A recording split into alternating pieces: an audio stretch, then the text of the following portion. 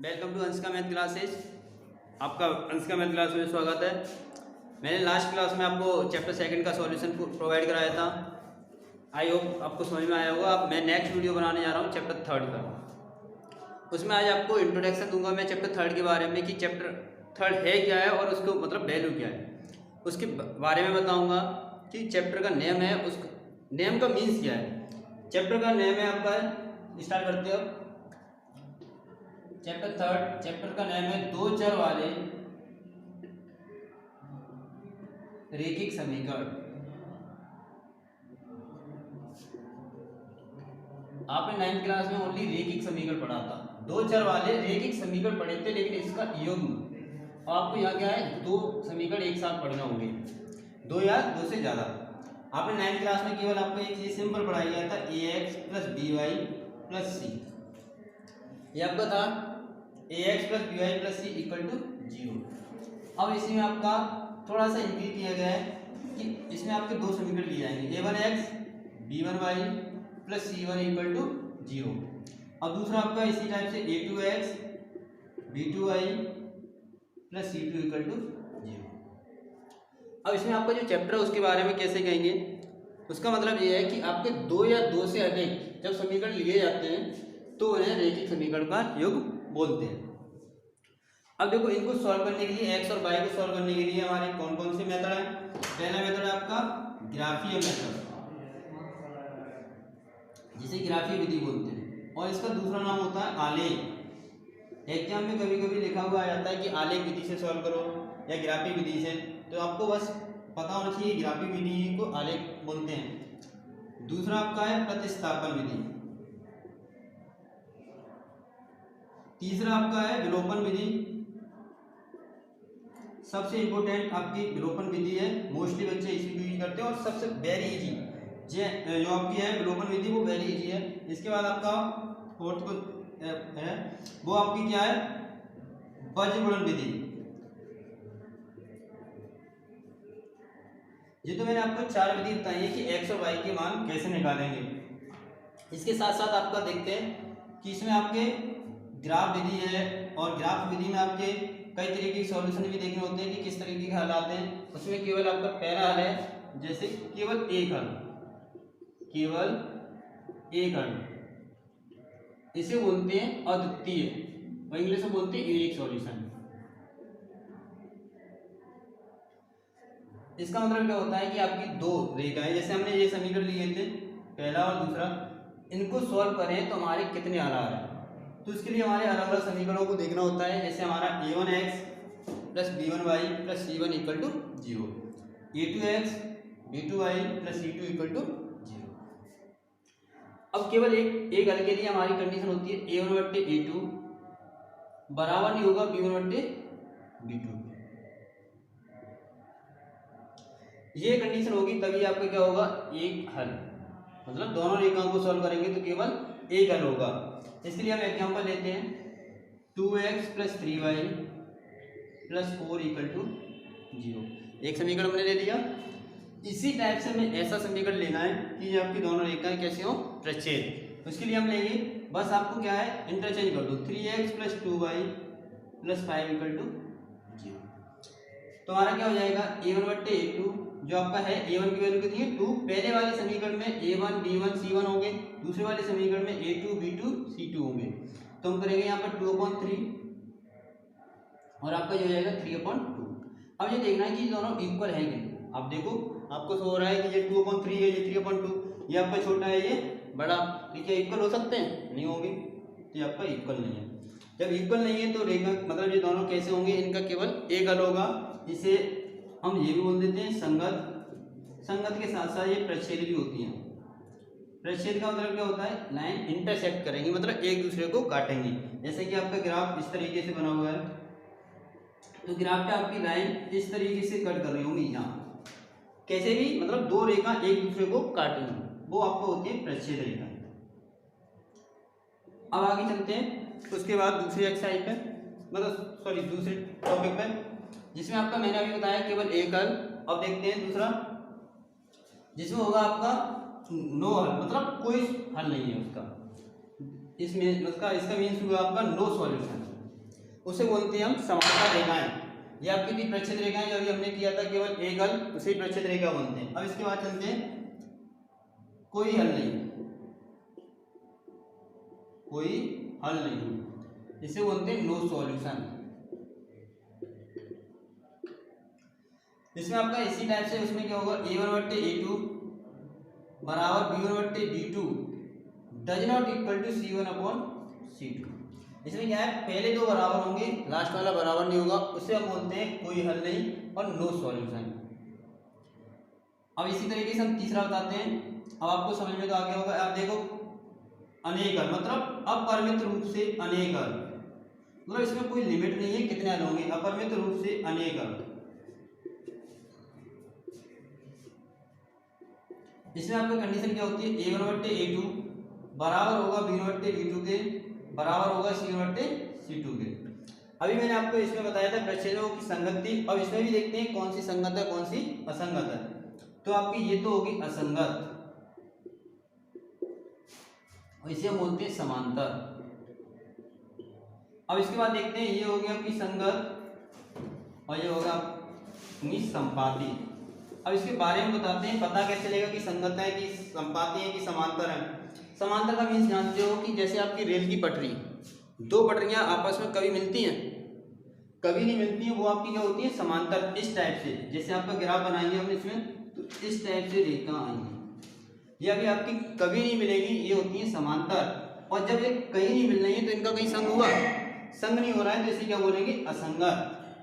जैसे हमारा बोलते हैं बूढ़े वाले लोग, जैसे भी आपके कि संगत का असर बहुत खराब होता है। जैसे आपकी दो रेखा मतलब साथ रहने वालों को संगत बोलते हैं और बिना साथ वालों को असंगत बोलते हैं। ये आपका हो गया समांतर के लिए। ऐसे ही हम देखते हैं संगत और संपाती। संपाती का मीन्स क्या होता है, एक रेखा के ऊपर दूसरी रेखा इसी तरीके से उसके ऊपर, इसलिए ये संगत होती है। देखो इनका साथ हो रहा है इसलिए संगत। अब क्या लिखा हुआ है, अपरिमित रूप से अनेक हल। अपरिमित रूप से अनेक हल, अनेक हल का मतलब क्या है, ये यहाँ पर एक जगह मिल रहा है, 2 3 4, अब आपको पता नहीं चल रहा है कितने जगह मिल रहा है, मतलब इसकी कोई लिमिट नहीं है, इसलिए क्या बोलते हैं अपरिमित रूप। अपरिमित रूप से अनेक हल होंगे, इसीलिए हम इसको संगत बोलते हैं और संपाती रेखा होती है। ये तो आपका था चैप्टर 3 के बारे में इंट्रोडक्शन। अब हम स्टार्ट करते हैं एक्सरसाइज 3.1। उसमें आपको इन विधि को यूज करना सिखाऊंगा, कौन सा संगत है कौन सा संगत है कौन सा समांतर है, ये सब आपको क्वेश्चन में पुट करके शो करा दूंगा कि कौन सा किस तरीके से क्वेश्चन को सॉल्व करना है, कहाँ कौन सा मेथड यूज करना है। आगे चलते हैं 3.1।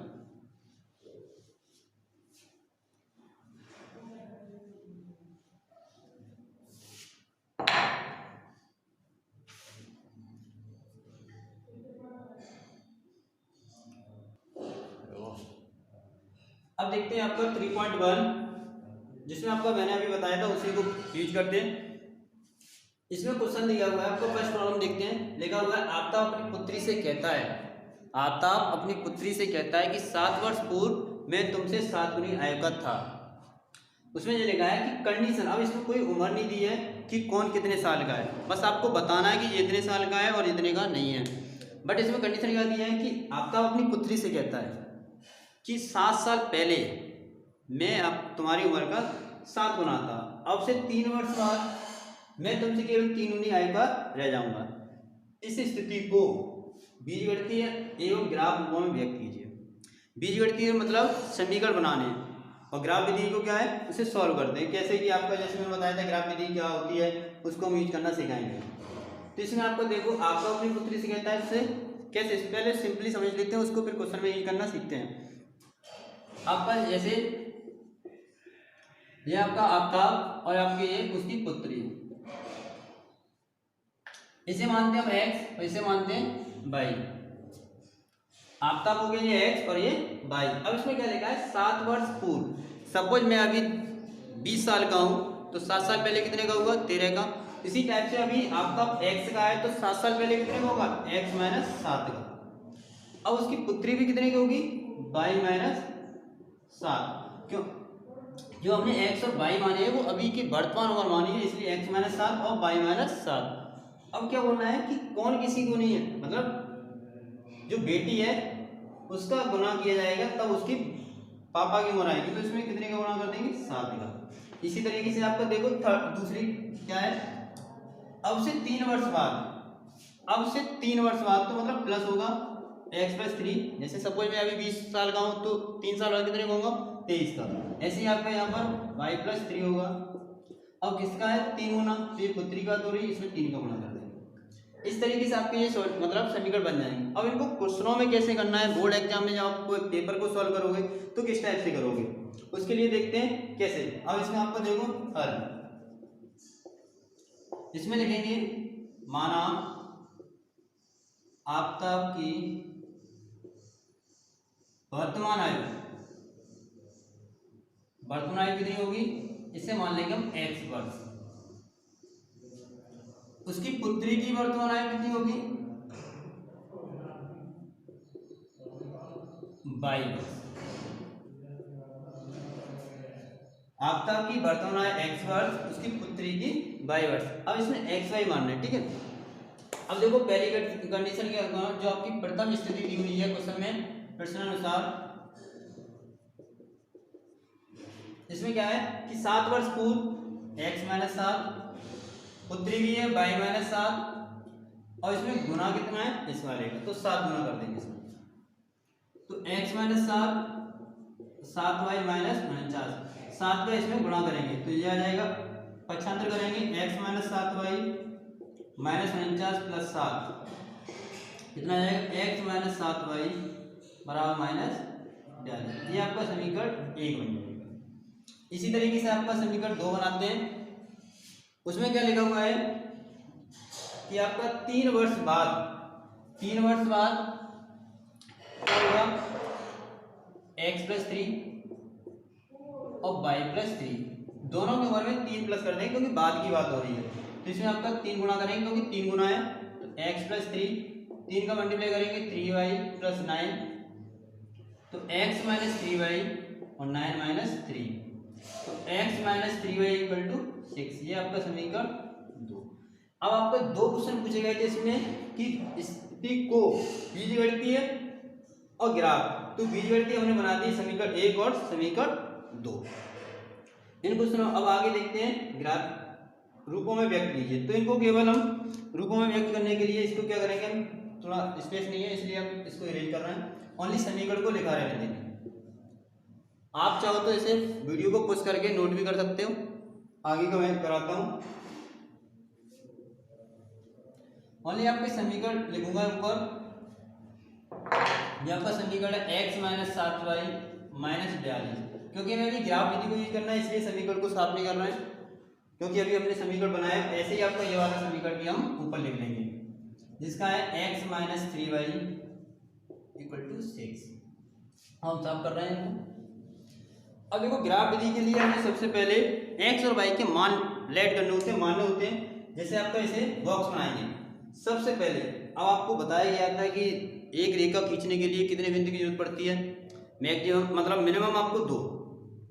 कभी भी आप ग्राफ खींचो या कोई भी रेखीय समीकरण बना रहे हो तो उसके लिए आपको केवल 2 बिंदु की जरूरत पड़ती है, क्योंकि एक बिंदु से अनेक सारी रेखाएं खींची जा सकती हैं, केवल 2 बिंदु से एक ही रेखा खींची जा सकती है। तो इसलिए हमें कम से कम 2 बिंदु लेने हैं एक रेखा को खींचने के लिए। ज़्यादा ले सकते हैं तो वो आपके एक ही रेखा पे आएंगे, इसलिए आपको केवल 2 लेने हैं। इसके लिए हम क्या करेंगे, x equal to minus 42 plus 7y, x equal to minus 42 plus 7y दिया हमने। अब इसका बॉक्स बनाते हैं। अब इसमें देखो हम x और y लिख लेंगे यहाँ पर, और एक वैल्यू आपको हमेशा लेट करनी है अपने आप, इस तरीके से लेट करनी है कि हमारा जो कैलकुलेशन है वो ज़्यादा हार्ड ना हो। अब यहाँ पर हम y इक्वल टू कितना लें कि आपका ये माइनस 42 ग्राफ बनाने में प्रॉब्लम ना आए, तो हम इसमें पहले लेंगे 6। y इक्वल टू हमने 6 लिया, तो 7 6 कितना होता है 42, तो ये प्लस 42 है और ये माइनस के 42। सपोज मैं आपको यहाँ करके दिखाता हूँ, x equal to minus 42 plus 7 into 6, हमने y की वैल्यू कितनी रख दी 6, ये कितना हो जाएगा माइनस 42 प्लस 42। अब ये आपको देखो प्लस माइनस कट जाएगा, कितना आ जाएगा 0। इस तरीके से हम इसको सॉल्व करेंगे। ये तो आपका मैंने एक बता दिया। अब इसी तरीके से आपको क्या करना है कि कितनी वैल्यू रखते हैं। अगर हम y इक्वल टू 7 रखते हैं, y इक्वल टू कितना रख दिया 7, तो 7 7 कितना हो जाएगा 49, और 49 में से 42 जाएगा कितना बचेगा ओनली 7। इस तरीके से हमारा एक बॉक्स बन गया। इससे हम एक रेखा खींच सकते हैं, इसी तरीके से हम इसको सॉल्व करेंगे। तो x इक्वल टू कितना हो जाएगा 6 + 3y, और इसको बॉक्स बनाते हैं यहाँ पर x और y जानेगा। अब हम क्या करेंगे, सब एक साइड मतलब एक चर को बिल्कुल सिंपल एक सेपरेट बना देते हैं। जैसे हमने देखो x को यहाँ बिल्कुल सेपरेट बना रखा है, और यहाँ पर भी हमने x को सेपरेट, आप चाहो तो y को भी सेपरेट बना सकते हो। तो हमने यहाँ से y का मान कितना रखेंगे 0, जब 3 का गुणा 0 में रखें करेंगे तो कितना आ जाएगा 0, और ये कितना बचेगा 6। अब ऐसे ही हम y का मान रखें 1, तो ये कितना हो जाएगा 3 × 3 और 6 3 9। अब देखो हमारे बिंदु निकला है। जब भी हम बिंदु लिखते हैं तो x, y में लिखते हैं। किसमें लिखते हैं x, y। तो आपका देखो पहले वाले समीकरण के लिए बिंदु बन जाएगा 0, 6, दूसरे ये आपका बन जाएगा 7, 7। इसी तरीके से आपका यहाँ कितना बनेगा 6, 0, और ये आपको कितना बचेगा 9, 1। क्योंकि हमेशा जब भी लिखा जाता है आपका x, y में दो चर हैं, जो पहले वेरिएबल आता है, जो आपका देखो a to z लिखते हो ना, उसमें x पहले आता है तो x पहले लिखा जाएगा, y बाद में आता है तो y बाद में। इसी तरीके से करते हैं।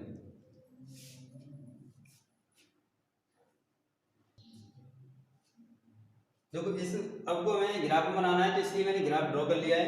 अब इसमें देखो बिंदु कैसे हम पुट करते हैं। यहाँ पर जो आपका ग्राफ मैंने बनाया है उसमें बिंदु कैसे रखते हैं। अब ये देखो ग्राफ के बारे में देखो, यहाँ पर देखो इससे बोलते हैं x अक्ष, जो आपका x अक्ष है, और ये आपका y है। अब इसमें देखो आप कहोगे कि सर आपने पूरा ग्राफ क्यों नहीं बनाया है, क्योंकि देखो आपका यहाँ पर हमें जो वैल्यू हमने ली है, इसमें आपकी वैल्यू जो ली है वो हमने ओनली प्लस में ली है, 0 से अप ली है, मतलब इंटीजर जो आपके लिए हैं, पूर्णांक जो भी लिए हैं वो धनात्मक पूर्णांक लिए हैं। 0, 6, 7, 7, 6, 0, 9, 1, ये सब कितने हैं कैसे धनात्मक। तो इसलिए हमने जो ग्राफ बनाया है वो केवल प्रथम चतुर्थांश में बनाया, और प्रथम चतुर्थांश में दोनों x और y कैसे होते हैं प्लस के। तो आपका देखो पहले समीकरण को हम कैसे रखेंगे 0, 6, मतलब x की वैल्यू कितनी है वो 0 है, और y की कितनी 6। तो आपको देखो पहले x पे जाना होता है, x कितना है 0, इस पे तो जाना नहीं है। अब इसके बाद कितना है y 6, तो y के ऊपर हम यहाँ 6 पे जाएंगे, तो आपका बिंदु कौन सा हो जाएगा ये y = 6, ये बिंदु हो गया आपका। ऐसे 7, 7। अब हमें देखना है पहले x पे 7 ये, और फिर y पे 7, तो इसकी अब में यहाँ पहुंचेंगे, ये हो गया, क्योंकि यहाँ से 7 और यहाँ से भी 7, तो 7, 7 होना चाहिए। अब इन दोनों को मिला देंगे इस तरीके से 7, 7। अब ऐसे ही आपका ये समीकरण 1 बन गया, मतलब एक की रेखा खींच गई। अब इसको हम लिख देंगे कितना है, ये आपका x - 7y पहले बना लेते हैं, उसके बाद आपकी बता देंगे कौन सी इक्वेशन कौन सी है। अब इसके बाद देखो 6, 0। अब x पे तो हम 6 पहुंचे, क्योंकि 6, 0 है, x पे 6 पहुंच गए। इसके बाद देखो y कितना है 0, तो y पे जाना नहीं है, तो आपका बिंदु ये हो गया। इसके बाद आपका कितना है x पे 9 और y पर 1, तो x पे 9 y पर 1, तो आपकी ये, तो इस तरीके से आपका ये जाना है। अब आप कहोगे सर ये तो मिला नहीं है। जब हम इस टाइप से बिंदु लेंगे, कहीं भी बिंदु लेंगे, तो ये आपकी रेखा प्रच्छेद करेंगी। क्यों करेंगी, क्योंकि आपको मैंने समीकरण बताया था। अब देखो यहाँ कितना है 1/1, इसलिए हम देख लेते हैं 1/1 ये है, और माइनस के 7/-3, क्या ये इक्वल है नहीं है, तो आपकी ये रेखा प्रच्छेद करेंगी। हमने वैल्यू इस टाइप से ले ली है कि ये हमें शो नहीं करा रहा है कि आपका कि ये प्रच्छेद कर रही है, तो इसलिए आपका ये देखो, अब आपका देखो ये रेखा कहीं ना कहीं मिलेगी, ये इधर को जा रही है, ये इधर को। अब आपका देखो ये स्पेस यहाँ ज्यादा है, ये कम है, तो ये रेखा कहीं ना कहीं प्रच्छेद करेंगी बस। और आपकी यहाँ प्रच्छेद करती है, जैसे सपोज ये लाइन इस तरीके से प्रच्छेद करती है, यहाँ पर ये इस तरीके से प्रच्छेद करती, तो आपको जो आंसर है यहाँ पर इस तरीके से, तो यहाँ x, y है, वो इस क्वेश्चन का क्या हो जाता है सॉल्यूशन, तो x, y। यहाँ से x सपोज ये हमारा 3 है, तो 3 हो जाएगा। यहाँ कितना 4, तो 3, 4 मीन्स x की वैल्यू 3 और y की 4। इस तरीके से आपको सॉल्व करना है।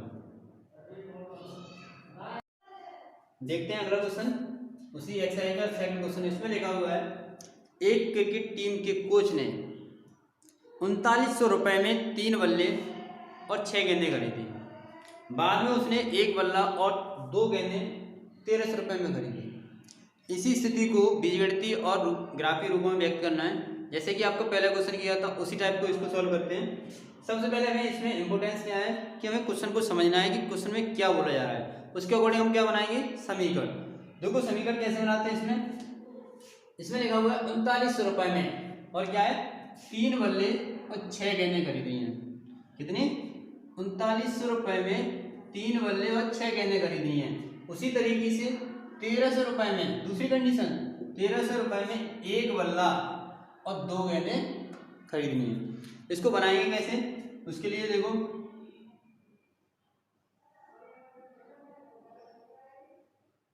जो आपका बैट, इसी टाइप से आपका एक बॉल, और इसमें ऐसे मान लेंगे हम x, इसकी कीमत को x मान लेंगे, इसकी y। एक बैट की कीमत को हमने मान लिया x और इसकी कीमत को मान लिया हमने y। अब इसमें क्या है, एक बल्ले का, देखो एक बल्ले का x है तो 3 बल्ले का कितना हो जाएगा, 3x। एक बॉल का कितना माना हमने, y, तो 6 का कितना हो जाएगा, 6y। ये दोनों मिलकर कितने y हैं, 3900 रुपए में, इसे 3900 प्लस का साइन लगाएं। जब भी हम कोई चीज मार्केट में खरीदने जाते हैं तो टोटल करने पे हम क्या मिलता है, प्लस करते हैं। जैसे हमने कुछ भी खरीदा, हम जैसे बुक डिपो पे गए, वहाँ से हमने एक बुक एनसीईआरटी की खरीदी, दूसरी उसकी टेक्स्ट बुक खरीदी, उन जब भी हम पेमेंट करते हैं तो दोनों का प्लस करके तो देते हैं। ऐसे ही हमने स्पोर्ट पे जाते हैं, स्पोर्ट वाली शॉप पे, वहाँ हमने 3 बल्ले खरीदे, एक मतलब 6 गहने, तो उन सबका टोटल हमारा कितना होगा, 3900 रुपये। उसी टाइप से आपका एक बल्ला और, तो उसकी तो कीमत कितनी है, x, अब 2 गहने तो प्लस 2y। अब इसको कितना करना है, 13। ये आपके, मैंने आपका सिंपल ऐसे ही बता दिया कि किस टाइप से समीकरण बनते हैं। अब हम इसको एग्जाम में कैसे करेंगे, या अपनी टेक्स्ट बुक पे, या कोई पूछता है कि इसका प्रॉपर सॉल्यूशन बताओ, उसके लिए हम देखो सॉल्यूशनेशन करते हैं। इसमें हम देखो हम सॉल्व कैसे करेंगे, इसको हम करेंगे सॉल्व, इसमें लिखेंगे माना, जो भी हम लिखते हो माना कि एक बल्ले की कीमत, एक बल्ले की कीमत कितना है, x रुपए, और एक गेंद की कीमत कितनी है, y रुपए। हमने एक बल्ले की कीमत x रुपए ली है और एक गेंद की कीमत y रुपए। अब इसके अकॉर्डिंग देखो जो हमने समीकरण बनाए थे वो सेम इसी टाइप से लिख देंगे। क्या है कि 3x plus 6y equal to 3900, जो समीकरण एक हमने यहाँ से बनाया था, उसी तरीके से हम ये वाला लिख देंगे यहाँ पर, x plus 2y equal to 13, समीकरण 2। ये तो हमारे समीकरण जो बीजगणितीय रूप में कर दिया। हम इसे ज्यामिति, ज्यामिति का मतलब जो हमें ग्राफी विधि होता है उसे बोलते हैं ज्यामिति। अब इसको कैसे सॉल्व करेंगे, उसके लिए हमने बताया था कि आपको पहले बॉक्स बनाना है। बॉक्स क्या है कि उसमें x और y हम लिखते हैं, किसी एक का मान लेट करते हैं, या तो x का लेट करो तो उससे y का निकालेंगे, या y से x से। जैसे आपने 9th क्लास में किया था कि एक समीकरण की 4 हल लिखो, तो उसमें आपको x के मान 4 मानने पड़ते थे, ऑटोमेटिक y के 4 निकलते थे उसमें पुट करने पर। उसी तरीके से हम इसको सॉल्व करेंगे।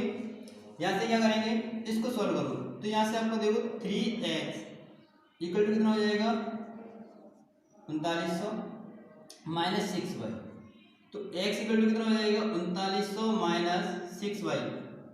जो 3900 बोलते हैं लेकिन 39 बोला नहीं जाता है, कितना होता है 3900। इसे क्यों नहीं बोलते 3900, उसके बारे में आपको एक वीडियो पोस्ट करेंगे, उस पर देखना कि 3900 क्यों नहीं बोलते हैं, और जो हम 3900 बोलते हैं वो गलत बोलते हैं। ये होता है कि आपका 3900, हम इजीली वे में बोल देते हैं कि ये 3900 है, 1500 है, 1600 है, वो 1600 1500 होता नहीं है, वो गलत बोलते हैं। इसलिए आपका ये कितना होगा, 3900 माइनस 6y अपॉन 3। अब देखो 3 से इसमें हम डिवाइड देते हैं, कितना बचेगा, 1300 माइनस 2y। अब हम इसका बॉक्स बनाएंगे।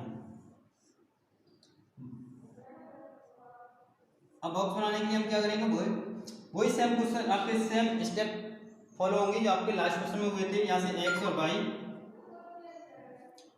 y लेंगे, तो यहाँ से आपका देखो y की वैल्यू हम कितनी लें, कि आपको इस टाइप से वैल्यू पुट करनी है कि इजीली आपके ग्राफ पर आ जाए। अब ये मत करना कि y इक्वल टू 0 ले तो यहाँ आपका 1300 हो जाएगा, उसके लिए ग्राफ थोड़ा सा बड़ा बनाना पड़ेगा। तो आपको इस तरीके से हम कितना ले लेंगे, यहाँ पर 600 ले रहे हैं, y इक्वल टू कितना ले रहे हैं 600। अब 600 का हम 2 में मल्टीप्लाई करेंगे, कितना आएगा 1200, और 1300 में से 1200 माइनस करेंगे, कितना बचेगा ओनली 100। अब इसी टाइप से आपको एक वैल्यू और लेनी है, कितनी लेनी है आपको 500 लिया तो कितना हो जाएगा आपका ये 1000 और 1300 में से 1000 घटाओ कितना बचेगा 300। एक आपका ग्राफ बॉक्स कंप्लीट हो गया। इसी टाइप से हम इस बॉक्स को कंप्लीट करेंगे तो x इक्वल टू कितना होगा 1300 माइनस 2y। अब देखो आप ये कहोगे कि दोनों समीकरण सेम हो गए। अब देखो इसका जो बॉक्स बनना है इसी टाइप से इसका भी बॉक्स बनना है तो ये आपका क्या हो जाएगा x इक्वल टू सेम आपका ये बॉक्स है वो आपको यहाँ पे पुट कर सकते हो और नहीं चाहो तो पुट नहीं करना चाह रहे तो आप दूसरा भी ले सकते हो। दूसरे कैसे अभी मैं कराता हूँ। अब देखो आपके दोनों समीकरण सेम है, दोनों समीकरण सेम है तो इसमें आपको मैंने जो बताया था a1/a2 बराबर होता है b1/v2 बराबर c1/c2। रेखा कैसे होती है संपाती।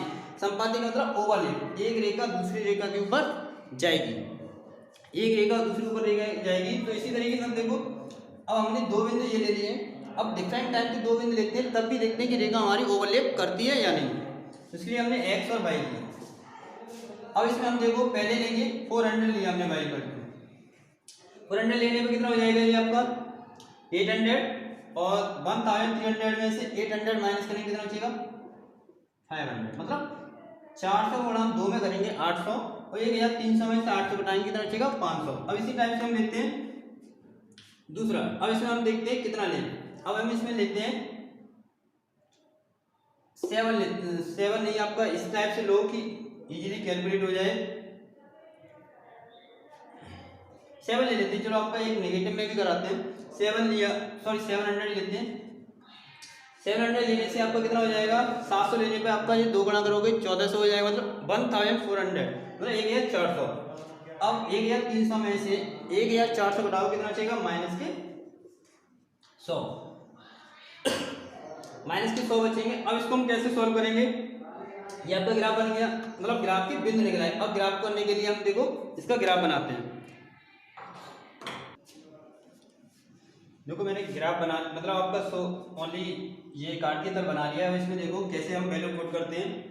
अब देखो पहला समीकरण इसमें लिखा हुआ है 100,600, मतलब आपका देखो जब भी लिखते तो x पर लिखते हैं, इसे लिखेंगे हम 100,600। अब ये हो जाएगा आपका 300,500। इसी टाइप से आपका ये हो जाएगा 500,400 माइनस 100,700। अब वैल्यू रखेंगे देखो कैसे 100,600 आपका देखो 100 कहाँ पर है ये और 600 आपका, तो आपका ये बिंदु हो जाएगा यहाँ पर। अब ऐसे ही आपको देखो 300,500 x पे जाए देखो 300 और y पे कितना है 500।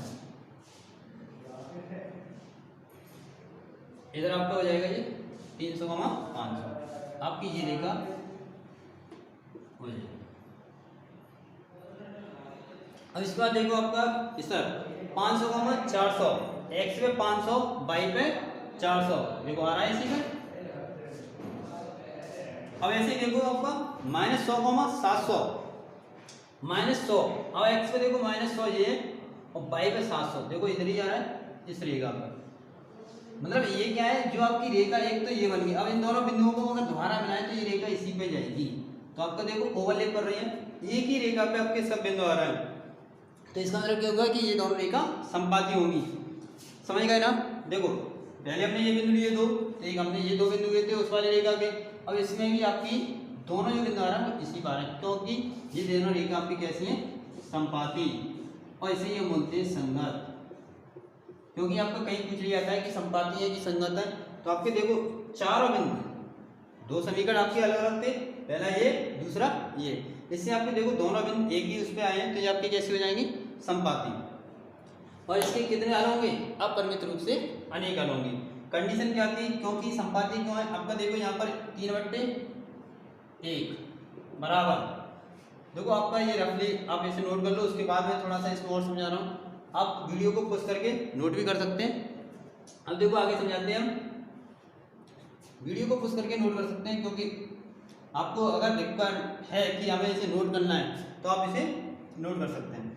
अब देखो संपाती क्यों होता है, क्योंकि आपको देखो 3/1 बराबर 6/2 बराबर 3900 मतलब 3900/1300।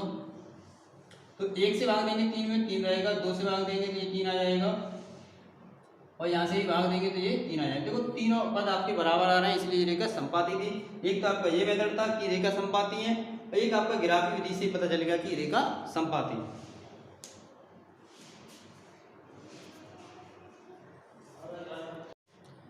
देखते हैं तीसरा क्वेश्चन। इसमें लिखा हुआ है 2 किलो सेब और 1 किलो अंगूर का मूल किसी दिन 160 रुपये था। 2 किलो सेब और 1 किलो अंगूर का मूल कितना था? 160 रुपये। एक महीने बाद 4 किलो सेब और 2 किलो अंगूर का मूल कितना रह गया? 300 रुपये। तो इस स्थिति को हमें क्या बीजगणितीय, जैसे आपका लास्ट क्वेश्चन में किया था उसी टाइप से आपको इसे भी करना है और ज्यामितीय रूपों में व्यक्त करना है। 2 किलो सेब और 1 किलो अंगूर का मूल किसी दिन 160 था। तो इसे देखो कैसे करेंगे सॉल्व। आपको देखो यहाँ मानते हैं इसे सेब और ये अंगूर, x और y। सेब का मूल हमने मान लिया x और अंगूर का मान लिया हमने y। अब जब 1 किलो सेब का मूल कितना है, जब हम लिखते हैं 1 किलो, तो यहाँ भी 1 किलो। 1 किलो और 1 किलो सेब अंगूर जी दोनों की बात कर रहा हूँ, तो यहाँ x है और उसका y। अब 2 किलो की बात होगी तो कितना हो जाएगा? 2x। और 1 किलो आपका अंगूर है तो 1 ही रहेगा। इन दोनों का मूल कितना था? 160। जब कुल की बात होती है तो दोनों को क्या करते हैं? प्लस। अब ऐसे आपका देखो 4 किलो सेब और 2 किलो अंगूर, 4 किलो सेब और प्लस 2 किलो अंगूर, इन दोनों का मूल कितना है? 300 रुपये। अब इन दोनों को देखो समीकरण बन गया। अब इसे सॉल्व कैसे करते हैं? वही सेम प्रोसेस जैसे आपके लास्ट 2 क्वेश्चनों में किया उसी टाइप से इसको प्रोसेस करेंगे। सॉल्व देखो कैसे। माना 1 किलो सेब का मूल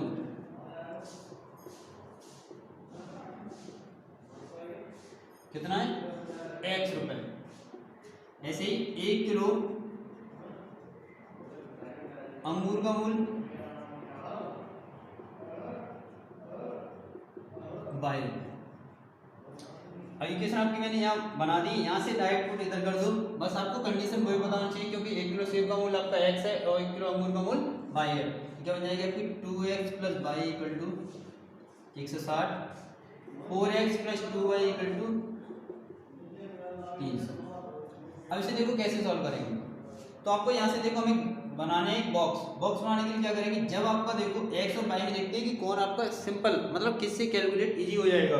अब आपका देखो अभी तक क्वेश्चनों में x और y सिंपल थे, तो वहां से हमने x और y की, आप चाहो तो यहाँ से y की वैल्यू निकाल सकते हो। y की वैल्यू कितनी हो जाएगी? 160 माइनस 2x। यहाँ से आपका बॉक्स बनाओ इसे, यहाँ से बॉक्स बनाएंगे x और y। अब x की वैल्यू हमें इस टाइप से पुट करनी है कि आपका ये आ जाए। हम x की वैल्यू लें 50। अब देखो यहाँ आपका सिंपल हो, जैसे आपका x y इधर बचा हुआ है तो इधर वाले में ही वैल्यू अपने आप ऐड करेंगे, मानेंगे। x का हमने 50 माना तो 2 गुणा 50 कितना हो जाएगा? 100। 160 में से 100 जाएंगे कितने बचेंगे? 60। ऐसे हम लेंगे x की वैल्यू कितना लेंगे, अब यहाँ से हम 60 ले लेंगे। अगर x की वैल्यू 60 ले रहे हैं तो 2 गुणा 60 कितना हो जाएगा? 120। और 160 में से 120 जाएगा कितना बचेगा? 40। तो हम यहाँ वैल्यू कितनी रख देंगे? 40। इसी टाइप से इसको सॉल्व करते हैं। तो यहाँ देखो इससे पहले सिंपलेस्ट बनाते हैं। ये देखो पहले कि ये संख्या पूरा जो समीकरण है वो 2 से विभाज्य है कि नहीं। सबसे पहले ये देखते हैं कि कोई सी भी संख्या मतलब जो आपका समीकरण है वो किसी एक संख्या से विभाजित है या नहीं। अब आपको देखो ये 4 2 से कट जाएगा, 2 से कट जाएगा। 300 है, 300 में देखो आपका लास्ट में 0 है तो कंपलसरी है कि 2 से कट जाएगा, तो इसलिए हम इसे 2 से काटेंगे। कितना बचेगा? 2x प्लस y बराबर 150। अब यहाँ से y का वैल्यू कितना हो जाएगा? 150 माइनस 2x। तो y अब यहाँ से आपका देखो बॉक्स बनाएंगे, फिर बॉक्स बनाएंगे यहाँ से x और y। अब यहाँ से देखो x की वैल्यू हम फिर रखते हैं 50। हमने x की वैल्यू 50 रखी तो 50 रखने पे कितना हो जाएगा? 100। और 150 में से 100 जाएंगे कितने बचेंगे? 50। अब x की वैल्यू अगर हमने 60 रखी, x की वैल्यू हमने 60 रखी, 2 का गुणा 60 में करेंगे 120, और 120 का गुणा मतलब 120 किस में से घटाएंगे? 150 में से कितना बचेगा? 30। अब इसको देखो ग्राफ पे कैसे बनाते हैं, आई होप मतलब समझ में आ रहा होगा आपको। ये देखते हैं ग्राफ कैसे बनाते हैं। वैसे आपको ग्राफ बनाना आ जाना चाहिए, क्योंकि मैं 2 क्वेश्चन करा चुका हूँ, तो मैं यही कहूँगा कि आप इसे खुद बनाने की कोशिश करें, क्योंकि सेम प्रोसेस आपकी उसी टाइप से है, तो आप इसे खुद बनाएं। मैंने आपके बिंदु निकाल दिए 50,60 हो जाएगा ये, और आपका ये 60,40 हो जाएगा, क्योंकि एक्स की वैल्यू हमेशा पहले लिखते हैं। और ये आपको हो जाएगा 50,50 और ये हो जाएगा 60,30। तो इसमें आपको देखो, आपको बना लेना है, आप इसे बना लो।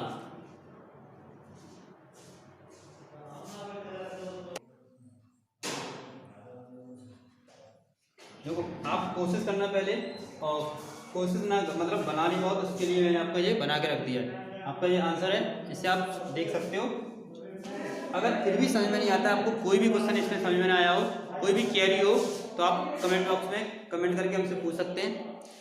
वीडियो को अगर पसंद आया हो तो आप इसे लाइक और शेयर जरूर करें, जिससे हर बच्चे के पास पहुंच सके। और लास्ट में यही कहना चाहूँगा कि आपको अगर कोई सी भी एनी क्वेरी, तो मैथ में आपकी कोई सी भी क्वेरी हो, तो आप कमेंट बॉक्स में कमेंट करें और हम उस पर आपकी सॉल्यूशन को प्रोवाइड करेंगे। Thanks for watching.